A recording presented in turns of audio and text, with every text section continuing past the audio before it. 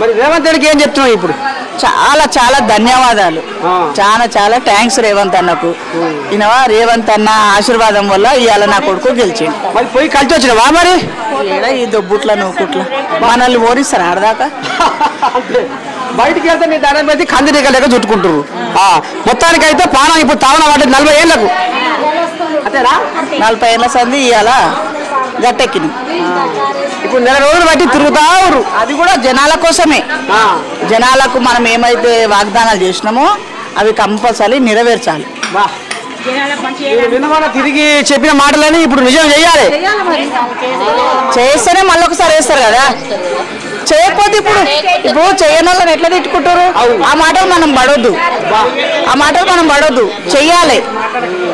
ఇప్పుడు వాళ్ళు రూపాయి వాగ్దానం చేస్తే మనం వాటోనన్నా చేయాలి కదా. వాళ్ళకు ముందు మనం ప్రజలకు ఏం కోరుకున్నామో అది ముందుగా చెయ్యాలి.